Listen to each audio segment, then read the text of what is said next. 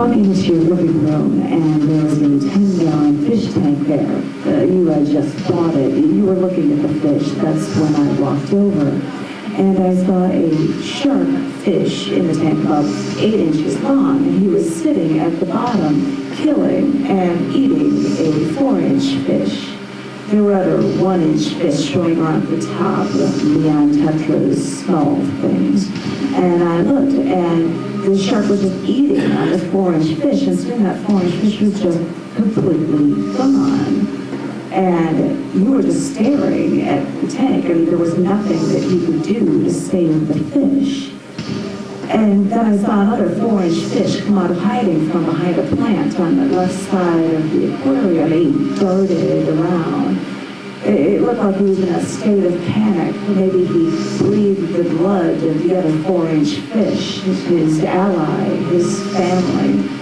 And that 4-inch fish just darted around, and that shark just sat there at the bottom, and that 4-inch fish just darted around some more. And then that shark opened his mouth, and in a darting panic, he swam straight into the shark's mouth. All he had to do was close his mouth and swallow the fish whole. There was no fight, like with the first one. There was no struggle. And I looked over at you, and you were just amazed that the shark just ate your 2 4-inch fish, which were probably over $10 each, and they just didn't get along in the tank together. And I looked at the tank, and I saw those 1-inch neon tetras darting around at the top, all scared and nervous. Maybe they'd be victims later, trapped in this little cage, and that the shark would just wait until he was bored, until he administered his punishment. And I wanted to ask you why you bought all of these different sized fish, including this shark fish, and expected them to live all together in this tank peacefully.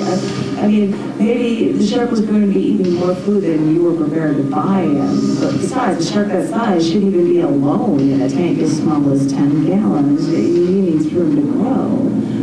But before I could say anything, I saw the shark fish swim to the top of the aquarium and stick his nose out of the water and open the lid to the aquarium. You weren't looking, so I asked you to go and look at the top, but not to get too close. And that shark was just sticking his head out the top, and he just sat there looking at you. And it looked as if he wanted to show you what a good eater he was.